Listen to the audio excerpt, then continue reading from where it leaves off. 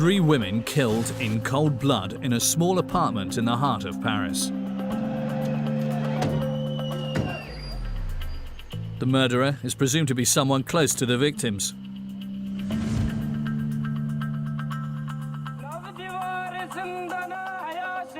An entire community is in shock.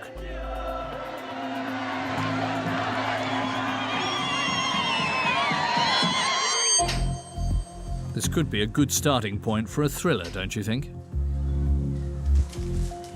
But this is very much a true story.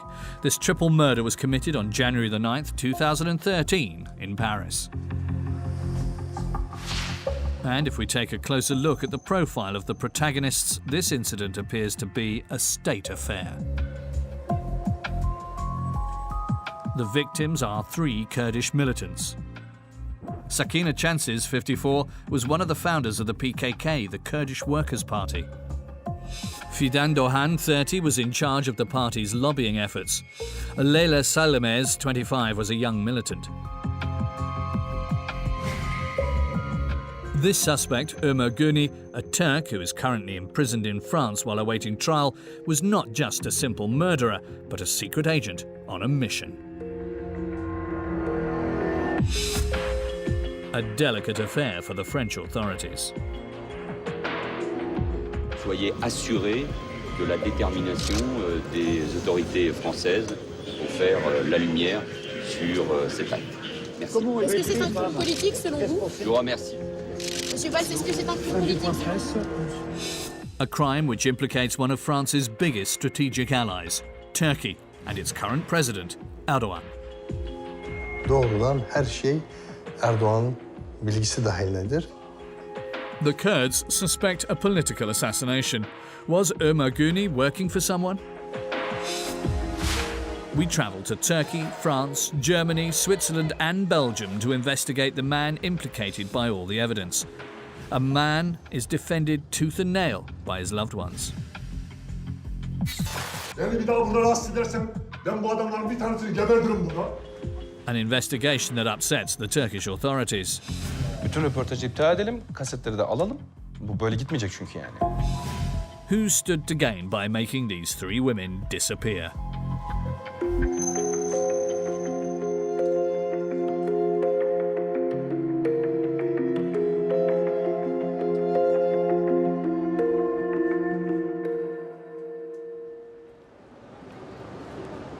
The triple murder took place at the beginning of 2013, barely 200 metres from the Gare du Nord train station in Paris.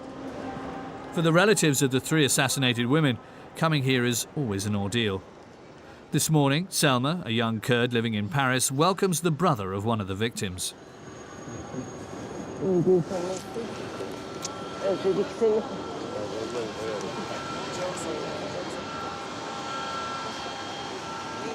Zayıflamışsın. Vallahi biraz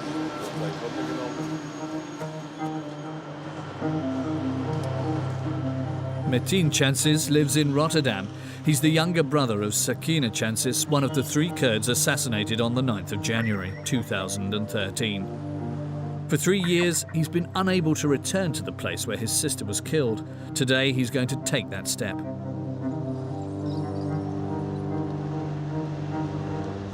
Sakin and her colleagues were found dead on the first floor of this building, the office of the Kurdish movement in France.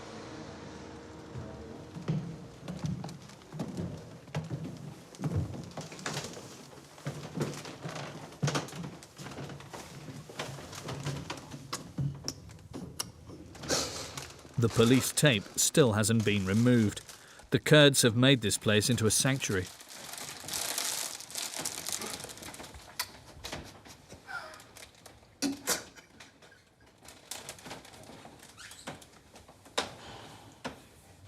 Behind the door, the crime scene is intact.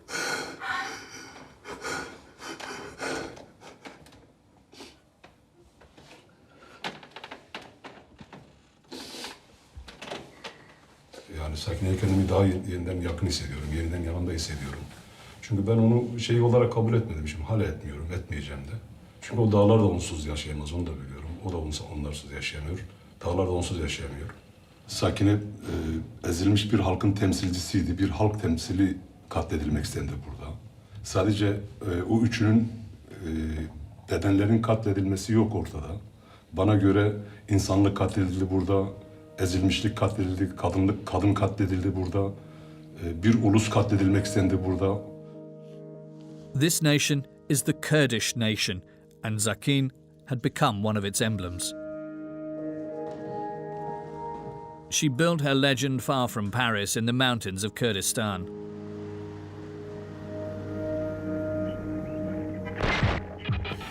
There, 35 million Kurds live, divided between Iran, Iraq, Syria, and especially Turkey. In Turkey, Kurds call for their autonomy and the recognition of their identity. But the Turkish state violently represses this minority. Heavy-handed raids on Kurdish areas. Arbitrary arrests, like here in the southeast of the country. The Turks even went as far as destroying 3,000 villages and killing thousands of Kurds. In 1978, to combat this oppression, Sakin Chansis created the Kurdistan Workers' Party, the PKK, with Abdullah Öcalan, the head of the rebellion, seen here paying tribute to her. Benden daha cesaretli ve hatta gözü peksin. Fedakarlığı. The PKK advocates armed combat against the Turkish state. Like all the leaders of the party, Sakin travels through the villages and calls on the Kurds to revolt. In just a few years, the PKK causes serious problems for the Turkish army and becomes the bête noire of the regime. Thousands of Kurds are arrested. Sakin was one of the first prisoners. In 1979, she was incarcerated in the renowned Diyarbakir prison in the southeast of Turkey.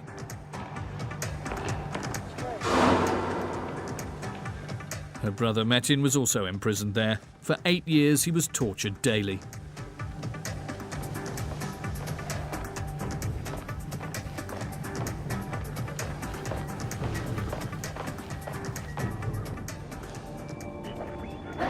Ve dünyanın yani Diyarbakır özellikle dünyanın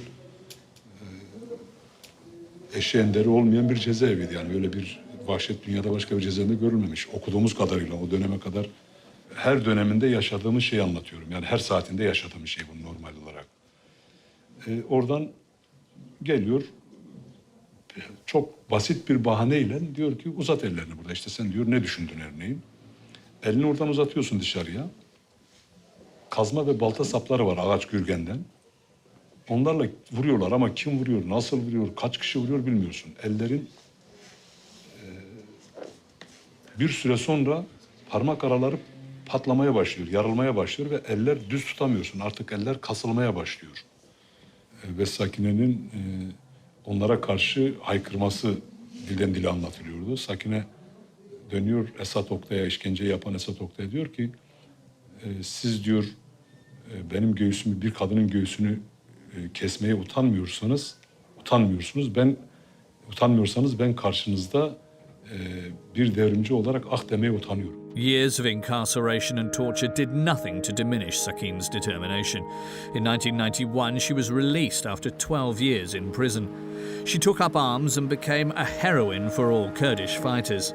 But in 2001, the United States put the PKK on their list of terrorist organizations. When Sakin obtained her status as a political refugee in France, her brother was relieved. Yani ben ablamın Avrupa'da vurulabileceğini hiç hayalimden bile geçirmezdim. Yani biz dağda öldürülebileceğini her zaman bekliyorduk, düşünüyorduk. Çok arkadaşlar öldürüldü. Fakat biz Avrupa'da, özellikle de Paris'te böyle bir cinayeti aklımızın ucundan bile geçirmezdik yani. Hiç düşünemiyorduk bile yani.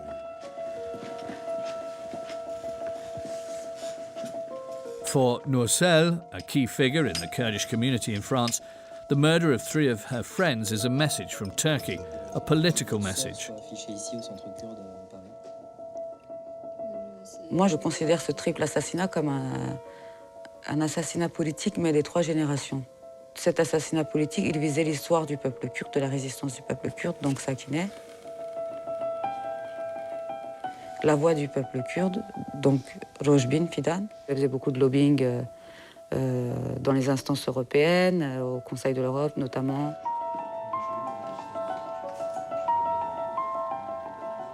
Et la jeunesse, l'avenir du peuple kurde, Leyla. The French justice's investigation into this matter is now closed. A Turkish suspect is behind bars. His name is Ömer Guni. A few months before the crime, he was hired as a driver by Sakin Chansis.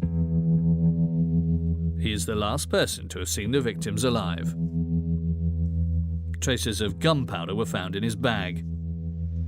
This, and above all his activities the day of the murders, made him the prime suspect. Suspicious comings and goings filmed by surveillance cameras that we recovered. The morning of the incident, at 10:30 a.m, he meets Sakin Chansis at the post office in Bobigny to take her back to Paris by car. At 11:19 a.m, they go into a parking lot near to Gare du Nord station. At 11:29 a.m, Ömer Guni and Sakin Chansis join Fidan and Leyla, the two other victims, at 147 Rue Lafayette, the office of the Kurdish movement in France. In his hand, he's holding a brown leather bag. Ömer Guni comes out 20 minutes later, still carrying the bag, alone. He goes back to the parking lot. At noon, we see him busying himself in the trunk of the car for 2 minutes. Then, at 12:11 p.m, he once again goes into the building. He stays there for 45 minutes. According to the experts, it's around that time when the three Kurdish militants in the apartment were shot.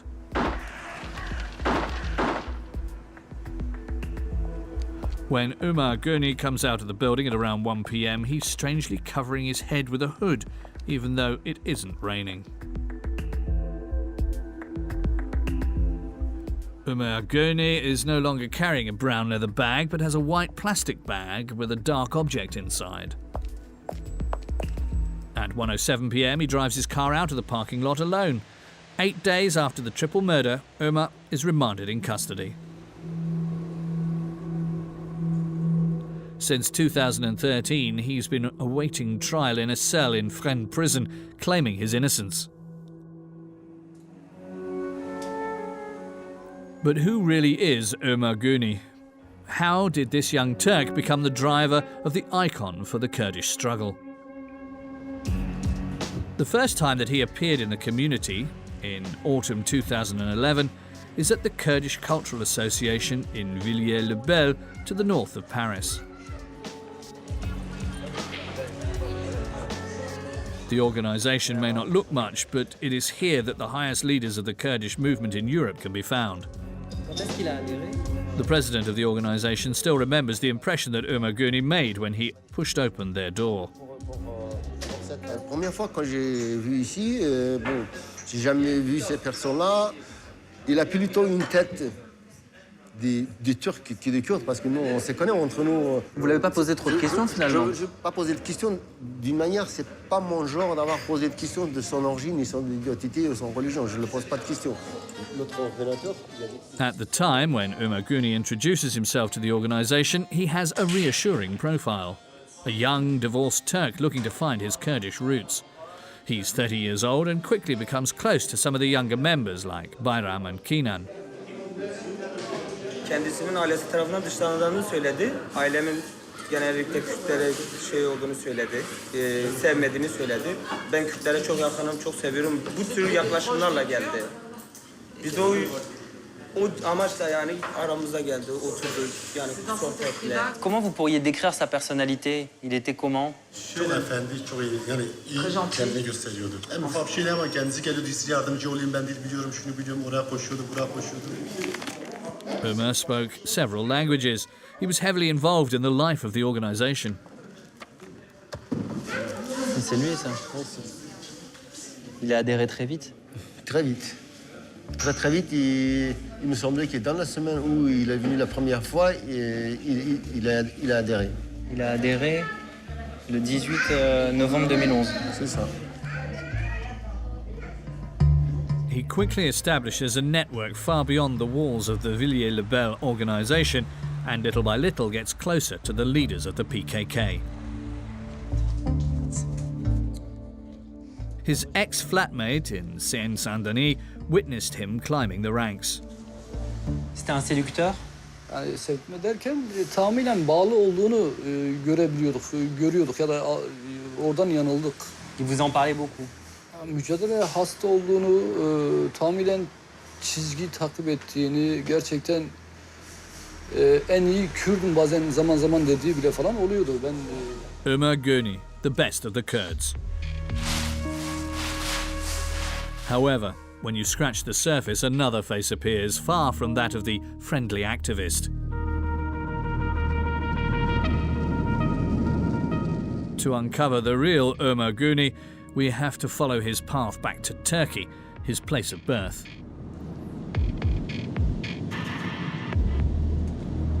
That's where his parents settled after the trouble. Does he really have Kurdish origins, as he claims? Since we started our investigation, we've tried to get an interview via Ömer's lawyer. But without success, the prime suspect's parents refused to talk to us. After the crime, they lost everything: their restaurant in Paris and, above all, their peace. Fearing reprisals, they left France and now live in the suburbs of Ankara.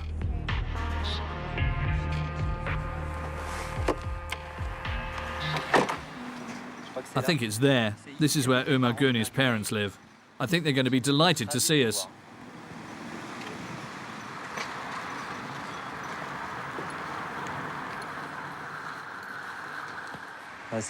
We're going to wait until someone comes out to go in. Ah, there's a noise. I think we can go.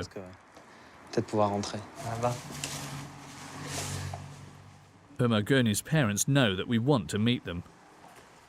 We don't expect a warm reception. So we opted for a hidden camera. It's Ömer Gurney's father who opens the door. Hello, I'm Sylvain Louvet. Sylvain Louvet. Dégage là. Ok, ok, ok. Je suis allé chez Canal. Pourquoi? Police là. Ok, ok. C'est quoi le délire là? Pourquoi je peux vous regarder pareil? Je m'en fous. Ok, ok, ok. Je m'en fous là. Je suis allé chez. Don't get angry. We're just looking for people who really knew Ömer Gurney, who can talk to us about him. His daughter, then his wife, tried to calm him down.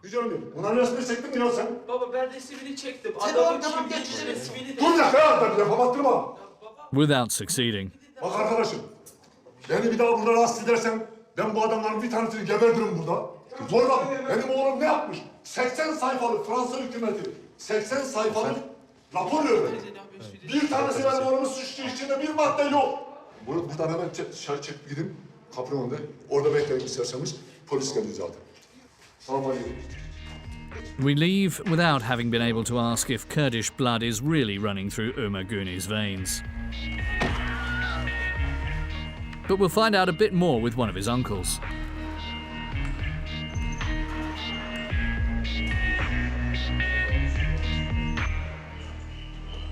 Ömer Gurney in France say that he's Kurdish. Are you Kurdish family?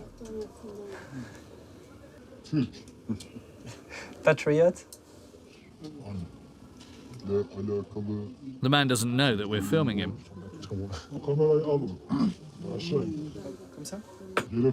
He tells us that, despite what Ömer says, the Gurney family are Turkish and proud of it.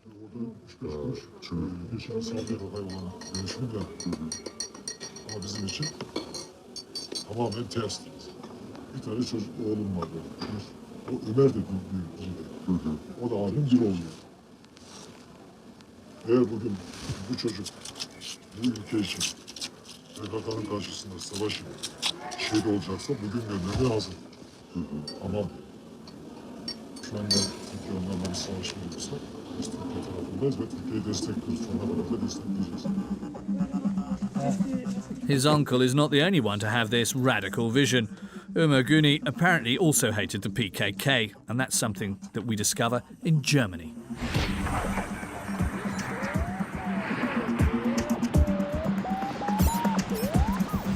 Bad Tölz, a small, sleepy town 1 hour away from Munich, where Ömer Güney lived between 2004 and 2011. Here, the Turkish community is very close-knit. Everybody knew him. But in his local cafes, the Turks seem to have lost their memories.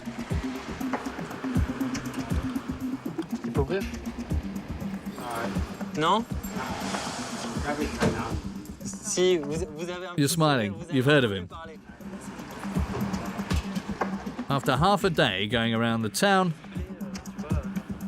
we finally found someone who would talk to us about Ömer Güney, and not just anyone. Hello, do you know this person? Also, diese kenne ich, diese war Bad Tölz. Diese war mein Nachbar. He was your neighbour? Der Nachbarn war das. Mein Staat, ich kenne. Bad Tölz, er war in Bad Tölz. Er ist Okay. Sein Spitzname, alle kennen Okay. He wasn't a Kurdish militant. Kann er nicht sein. Er hat diese Ringe gehabt, Wolke, und dann hat diese Bart. Er war diese Zeichen. Ouais, Löwen. Non. Graue Löwen, ne? Er war diese. Wolf, gegen Terrorist war er. Das ist Wolf, diese gegen Terrorist Türkei-Partei. What does grey wolves mean? Why grey wolves? Diese Zeichen. Das ist ein Logo, ist das. Zum Beispiel Peugeot.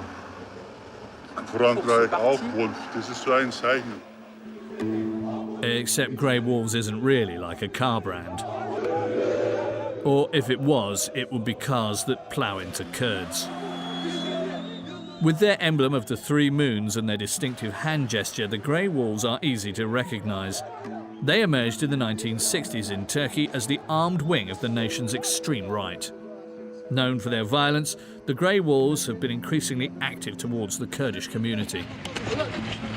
All with the indulgence of the Turkish regime. And it's in this movement that we find the real roots of Ömer Güney. And it's not the only thing he hid from the French Kurdish community. In Germany, we make another discovery. That's the factory where Ömer Güney worked. I think so. We'll try to talk to some of his former colleagues.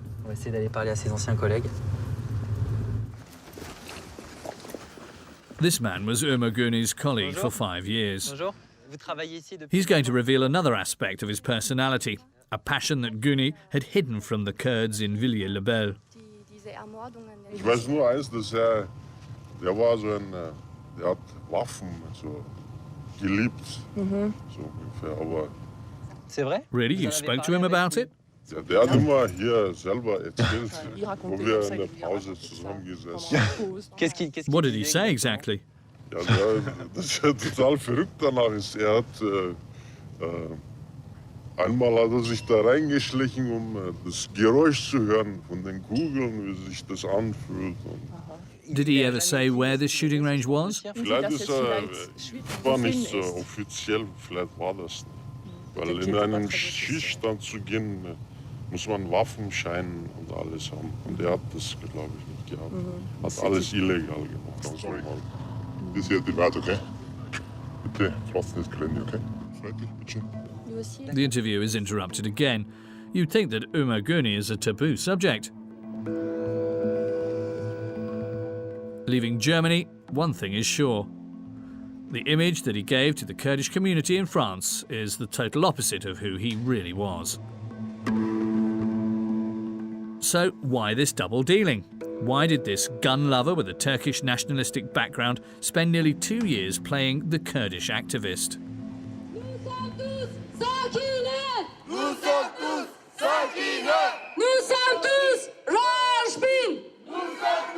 For the community who are exiled in France, this double dealing is the work of a professional. And every Wednesday for 3 years, they state this loud and clear in front of the crime scene.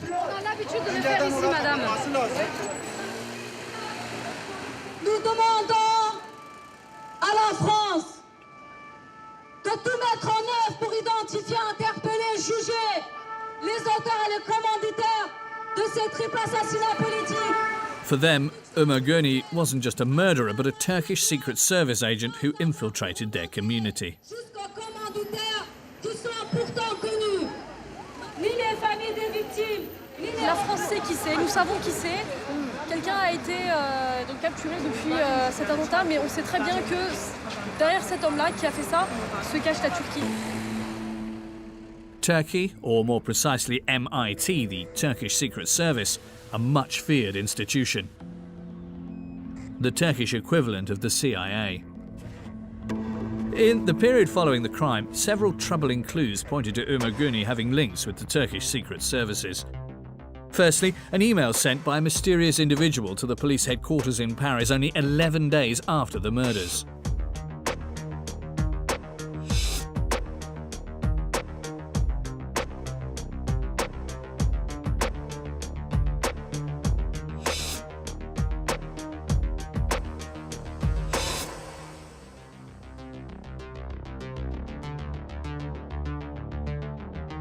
The police have not identified who wrote this email accusing the Turkish Secret Service. But a few days after it was received, a new witness corroborates the idea that Ömerguni was a Turkish secret agent. The testimony of Murat Şahin. 3 weeks after the crime, this man told a Kurdish newspaper that Guni definitely had links with the MIT. And he knows what he's talking about. He's a former Turkish agent. A refugee in Switzerland, he agreed to meet us. And that's how we find ourselves on this fine morning in Zurich station. Without knowing the place or the time of our meeting. Our only means of contact being the phone number of the ex-Turkish agent's father. I've just received a new message. It's a new contact number for Murat Şahin's father. He's very careful. Yes, hello. It's Sylvain Louvet from Canal+. Hello. I'm calling to find out how we can find each other.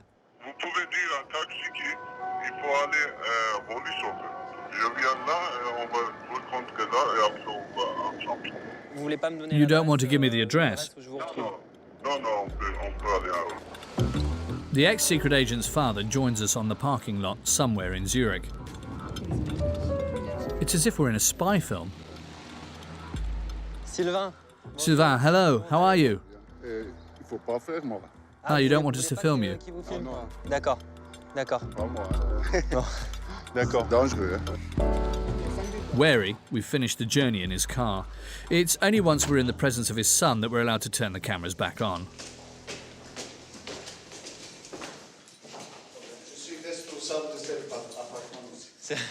Bonjour. Hello. Hello.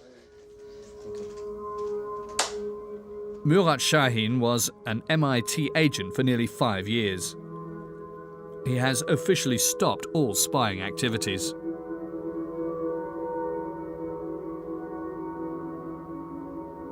MIT weiß alles. MIT ist sogar für mich, ist MIT stärker als Mossad oder mit CIA. MIT arbeitet wirklich sehr gut. Sie wissen alles. After the murders, when Ömerguni is identified as the prime suspect, a photo of him goes around the world on the internet. Murat Şahin recognizes him straight away. 2 years before, one of his superiors had showed him exactly the same photo in Turkey. Das war in Ankara. And you, Murat, what are your thoughts? Was Ömerguni an MIT agent or not? Egal welches Geheimnis, sag nicht, das ist unser Mitarbeiter. Das sage ich nicht. Das ist nicht normaler Job. Das ist nicht normale Arbeit. Das ist kein Journalist, das ist kein Restaurant, Beschäftigung. Nein, das ist anders. Meine Gefühle, meine Gedanken, ich glaube, hat nicht direkt Kontakt mit MIT. Ich glaube, Kontakt andere Person, diese Person Kontakt mit. Ich denke. Why did you agree to meet us today? Ja, ich habe akzeptiert, weil ich wollte, dass jeder weiß, was dahinter steckt. Ja, auf diese Attentat oder In plain English, for this former agent, Güni was certainly linked to the Turkish Secret Service. Besides these secrets, there is also material proof. Notably, the contents of Güni's telephones that were seized by the French police. In Turkey in 2014, a journalist who is now a member of parliament called Directory Assistance to find out who Ömer Güni's phone contacts belonged to. And bingo! The operator revealed that one of the numbers belonged to the Turkish Secret Service. And to prove it to us, he called Directory Assistance again in front of us. Bir numarayı sorgulamak istiyoruz da nereye ait olduğunu. Tabii. 0442 0442 1209. 1209. Evet, şu an bu numara Erzurum Milli İstihbarat Teşkilatı olarak kayıtlı çıkıyor. Tamam. Teşekkür ediyorum. Yönlendirme şirketimiz tarifini sizin önceliklendirecektir. Numarayla görüşmek ister misiniz? Yok, sağ olasın. Teşekkür ediyorum. Razı olsun, teşekkür ederiz. Sağ ol. So? MIT Erzurum. Erzurum in the north of the country, a key site for the Turkish Secret Services. Were you surprised that that goes to Erzurum? That it reached Erzurum? Erzurum biraz daha operasyonel bir alandır. Bütün kontrgerilla faaliyetleri Erzurum merkezinde örgütlenmiştir. Sembolik bir merkez olabilir. Ömer Güney'in muhtemelen geçmişte irtibat kurduğu birileri o birimde çalışıyordur. As we followed our investigation, another number attracted our attention, that of Cevdet Ergen. In Ankara, Cevdet Ergen was the right-hand man of the Güni family. He carried out all administrative tasks for Ömer's parents.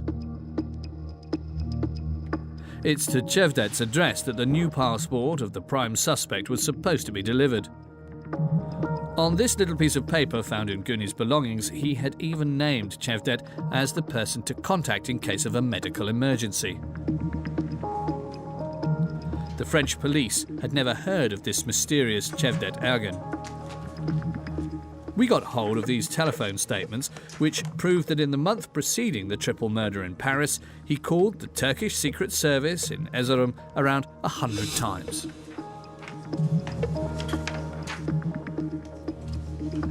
We showed these telephone statements to our Turkish politician and, visibly, given his reaction, he wasn't aware of them.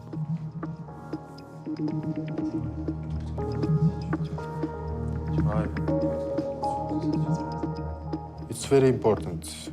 It's very important and you should keep them. MİT'e doğrudan temas kurarlarsa kendilerini fişlemiş olurlar. For him, these telephone statements are a proof that the Turkish secret services are behind the murder of the 3 Kurdish militants. No one can call MIT in Turkey. If you call to MIT and if you tell that I am a person, I'm a member of Turkey, I want to speak with someone, they will never give you answer. If you are talking with MIT, I saw that they're speaking more than 10 minutes. That means they are working with MIT. They are a member of MIT. We will try it. You have to be careful. Also, they are very important. I saw them. It's very important. Okay? Okay. Of course, we would have liked to hear Cevdet Ergen tell us his role in the events, but he's since passed away from cancer.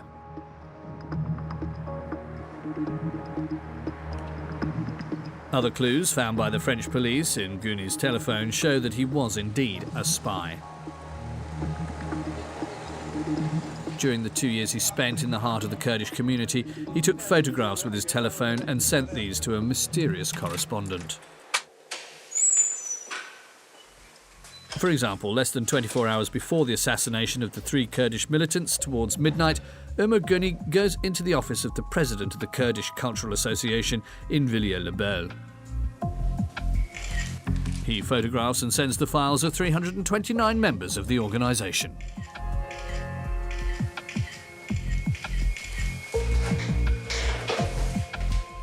And this isn't the only act of spying he carried out. Other documents were also sent, like these notes on the Kurdish organisation's financing.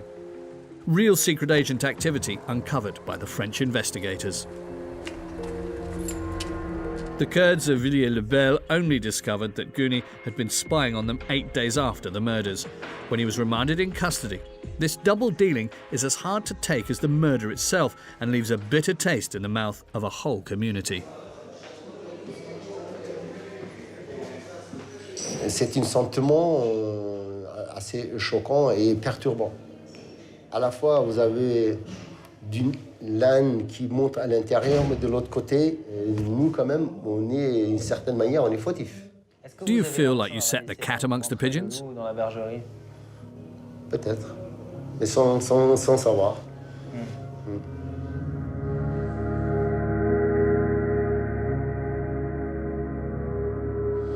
İnsan inanamıyor. Ben içinden çıkacak ve sana vuracağız. Nasılken farkına varmadık o orospu çocuğun böyle olduğunu pardon. Kusura bakma. Yani bu kadar işimize girmesini, o kadar şey yapmasını insanın psikolojiden gidiyor. Herkes Kürtlerden de bir açık, yani yakalayabilecek gücü de var olsaydı bile buna müdahale ederdi. O yüzden herkes yani kendini burada suçlu hissediyor ister istemez. If Ömer Gouni was acting as a professional, an agent on a mission, where were the orders coming from? Do we need to look up to the highest Turkish authorities?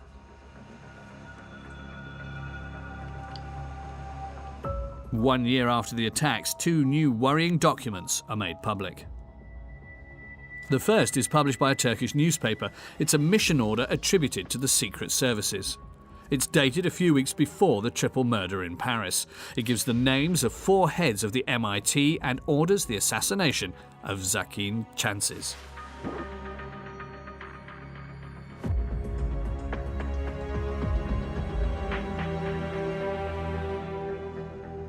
The second document is even more explosive. It's the recording of a meeting in which Ömer Gouni was apparently present from a few months before the assassinations. This recording was posted anonymously on YouTube. Eldiven kullanmayı düşünüyorsun. Evet, kesinlikle.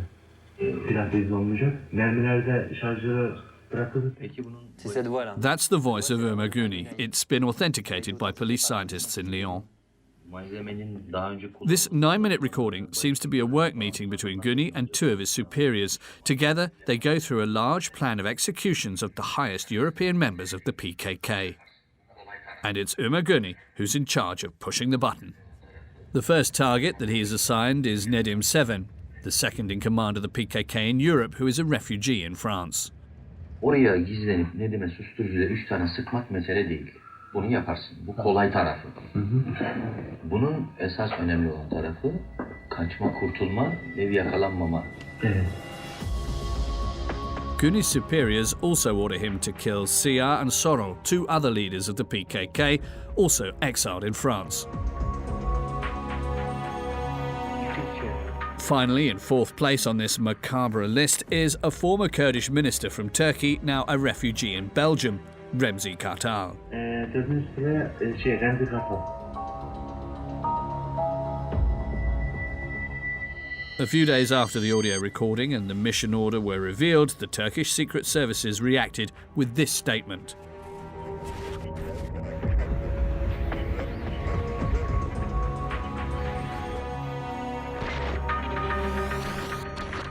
The Kurds concerned are convinced that Turkey has indeed planned to neutralize them.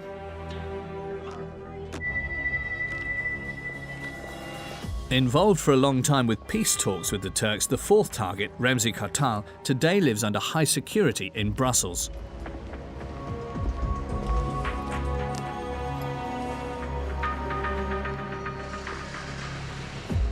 We find him inside this well-guarded residence.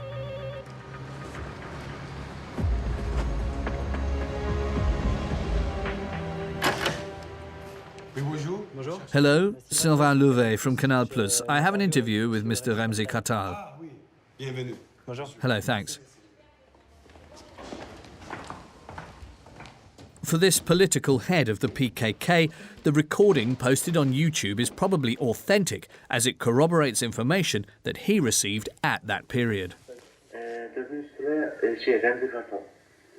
Remzi gelecek mi? Remzi geliyor oraya. Benim de ismimin içinde olduğu bazı Kürt siyasilerine yönelik bu tür suikast timlerinin Avrupa'ya gönderildiği duyumunu almıştık. Where did you get this information? Bu bilgi hem Türk Devleti'nin içinden hareketimize ulaşan bazı kanallardan, Türk Devleti'nin içinden hareketimize ulaşan kanallardan aldığımız bilgiydi. Ayrıca bazı Avrupa ülkelerinden de bu konuyla ilgili bilgi aldık. Belki de fırsat bulamadılar. Bu ismi geçenleri, içinde benim de olduğum insanları katletmeye fırsatını bulamadılar. Sakine Cansız ve diğer iki arkadaş onlar için uygun bir fırsat oldu. O fırsatı değerlendirdiler. At the time of the murders, the Turkish Prime Minister was Recep Tayyip Erdogan. And according to the former second in command of the MIT, who agreed to let us in on a few secrets, Erdogan completely controlled the secret services. 2000 yıllardan sonra Türkiye'de yükselen demokratikleşme adımları ile birlikte askeri müdahalelerin ortadan kaldırdığı bir süreç içerisinde MİT'in tamamen siyasi otoriteye bağlı olduğunu söylememiz gerekiyor. Başbakanın dışında, hükümetin politikaları dışında MİT'in hareket etmesi veyahut da MİT içindeki bir grup iddialarının hareket etmesi gibi bir durum hiçbir zaman mümkün olmadığını ben ifade edebilirim. Do you think this murder was ordered without the consent of Mr. Erdogan? Hayır, onun iradesi dışında değildir. Doğrudan her şey Erdoğan'ın bilgisi dahilindedir. So Erdogan is behind this assassination? Evet. No doubt. No. The former second in command of the Turkish secret services is less convinced, as at the time of the murders, Erdogan had begun a peace process with the Kurds. Yani cinayetin çok profesyonelce olduğu kesin. Gizli servis bağlantılarının olma ihtimali de yüksek. Ama Türkiye Devleti'nin barış şartlarını geliştirirken böyle bir cinayeti yaptırması rasyonel olarak düşünülebilecek bir konu değil. In Turkey, a lot of questions have been asked about Erdogan's involvement in this triple homicide. A minister even questioned him officially in parliament with very precise questions. Katil zanlısı Ömer Güney'in MİT'le ilişkisi ne düzeydedir? Paris cinayetin aydınlatılması için herhangi bir çalışma yürütülmekte midir? 9 Ocak 2013 tarihinde Paris'te böyle bir katliam yaşanacağından başta MİT olmak üzere herhangi bir devlet biriminin haberi var mıydı? Bir sorduğum soru bu. Diğeri de... All these questions were asked in writing by the Turkish minister at the assembly. Türkiye'de MİT mensuplarının doğrudan soruşturma hakkına sahip değiller. Did you receive an answer of Mr. Erdogan? Yok. Yani maalesef iş tüzük yarınca bunlara 90 gün içerisinde cevap vermesi lazım. İlgili bakanlığın, başbakanlığın. Ama aradan geçen 2 yıllık süreden daha fazla bir süre geçti. Hiçbirisine cevap alamadık. In reality, in this case, Erdogan responded several times. In the days after the crime, he puts forward the hypothesis of an internal crime at the PKK. Kendi işlerinde bölücü terör örgütünün bir hesaplaşması da olabilir. He begins by denying any involvement of the Turkish secret services. Then, when the recording and the mission order implicating the Turkish secret services are published, Erdogan doesn't mention this hypothesis again. Behind these murders, carried out during a peace process with the Kurds, he blames his principal political rival, Fethullah Gulen, in exile in the United States. Haince sabotaj girişimlerinin bazılarının arkasında Pensilvanya çetesi var. According to Erdogan, it is clear that the assassinations in Paris were ordered by those close to Fethullah Gulen, who had infiltrated the MIT and who wanted to prevent peace with the Kurds. For Remzi Kartal, this doesn't matter. The crimes were committed with the goal of making the Kurds yield during the peace process. Yani bir taraftan görüşmeleri sürdürmek, işte İmralı sürecini başlatmak. Bir taraftan da bu katliamlarla Kürt tarafını sıkıştırmayı, Kürt tarafını zorlamayı, AKP'ye göre bir sonuç elde etmeyi hedeflediler. Elected president in 2014, Erdogan has never tried to shed light on this matter. He has, however, made it so his MIT agents can stop being worried by legality by simply changing the law on intelligence.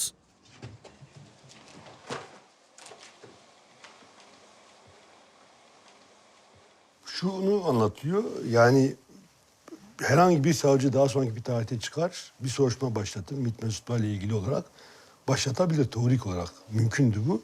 Ama bu yasadan sonra Paris cinayetleri dahil olmak üzere MİT yasasını değiştirdi. Ki bu olaya karıştığı iddia edilen MİT mensuplarıyla ilgili olarak bir soruşturma yapılamasın. Herhangi bir savcı, başbakan izin verirse ancak soruşturma yapılabilir. O soruşturmayı da ancak ve ancak suç nerede işlenmiş olursa olsun, İstanbul'da, İzmir'de, yurt dışında, nerede olursa olsun, Ankara'da önceden atanmış belli savcı ve hakimler. To protect his secret services, Erdogan really has thought of everything. If today the justice system can no longer investigate any matters that are linked to the MIT, nor the press, with the new law, journalists who are interested in matters that are deemed to be sensitive by the Turkish secret services, Cemalettin Mühendis'e bilgi veriyor mu? Ben direkt sizin oraya alıp... Tamam. they are now facing up to 10 years in prison. We won't lie, we weren't very reassured at the idea of going to our next meeting.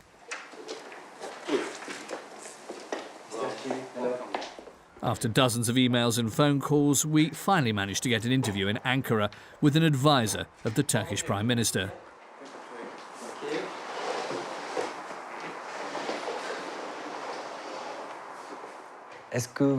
Could you tell us if you tried to find out if Ömer Güney really was an MIT agent or not? Ömer Güney ile ilgili şunu çok net bir şekilde söyleyebilirim. Bu iddianın hiçbir karşılığı yok, hiçbir legal tarafı yok, hiçbir delil yok ortada. Spekülasyon ve propaganda ekseni üzerinden ortaya konulan bir şey. So you can confirm that Ömer Güney is not an MIT agent? Karıştıysa MİT mensubu değildir. Karışıp karışmadığını ben bilmiyorum. Hani benim bildiğim bir dava değil. We decide to then show him the mission letter, which implicates the Turkish secret services. And the interview takes another turn. What do you think of this? Bunun hiçbir karşılığı yok. Bu kağıdın. Kağıt parçasının hiçbir karşılığı. Bu bir kağıt parçası. It's in this mission letter that we can read the assassination of Sakin was ordered and signed off by members of the MIT. Bana bir kağıt parçası gösteriyorsunuz. What do you think about Ne this? yapmaya çalışıyoruz burada? But it's important to hear an official point of view, since the MIT is under the responsibility of the Turkish state. And now Ömer Güney is suspected of being a member of the MIT, so... Hayır, görev alanımda değil. Yani kaçıncı söyleyişim olacak bu? Bakın biraz daha ısrar edersek ben bunu kapatmak zorunda kalacağım. Yani bütün röportajı iptal edelim, kasetleri de alalım. Bu böyle gitmeyecek çünkü yani. Ve bunların bu bölümün kullanılmayacağının garantisini istiyorum. Is it possible? Kamera görüntüsünü bir kapatalım. Is it possible? Şimdi bakın, ben önünüze bir kağıt parçası koyup kapattık mı? Okay. We comply, but the sound continues to record. I'm just talking out of, just as a conversation. Turkey, if we are so interested in killing the leaders of PKK, we have hundreds of them in Kandil. Several of them in different parts of Europe. Why France? Why Paris? Finally. I think we're close to a diplomatic crisis. We leave Turkey with our images, but no answers. And we're not the only ones. In 3 years, Turkey hasn't deigned to respond to the letter of request from the French justice system on the murders of Sakin, Fidan and Leyla. We have to say that our politicians haven't insisted very hard to hold their Turkish ally accountable. Realpolitik in play? In any case, in spring 2013, 3 months after the assassinations, Airbus sold 117 planes to Turkish Airlines and 75 to the low-cost airline Pegasus. At the same time, Arriva and GDF Suez won a bid to construct a new nuclear power station, a $15 billion deal. Certainly enough to encourage François Hollande to learn some words of Turkish, while on an official visit to his new friend, Erdogan. Remember that in this case, Manuel Valls had promised transparency. Soyez assurés de la détermination des autorités françaises pour faire la lumière sur cet acte. Despite our many requests, the Prime Minister did not wish to respond to our questions. N'hésitez pas à rappeler, mais pour l'instant, on n'a pas de retour. Ok, ben écoutez, je relance, pas de souci, hein. But when we went to get it ourselves in January 2016 on one of his trips in Paris, Aujourd'hui, la France a donc les moyens de créer plus de croissance, plus de chasse. that day we really did try everything.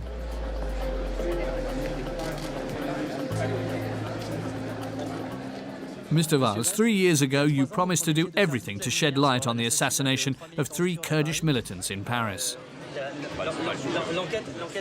The inquiry shows the involvement of Turkey, but it's important.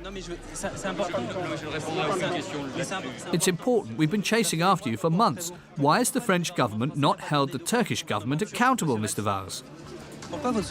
Why don't you want to talk about this subject, Mr. Valls? Is it French realpolitik which is stopping you, holding Turkey accountable? Mr. Valls, the assassination of 3 Kurdish militants is important. It's an important subject, Mr. Valls.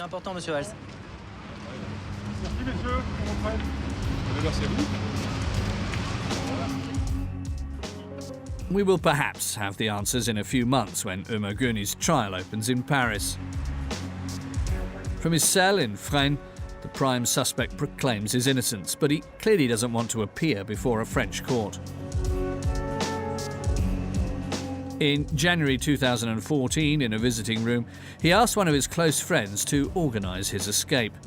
For that, he gave him the address of a mysterious contact in Ankara, without knowing that the French guards were recording the conversation. We went to check what this address was, and guess where we end up?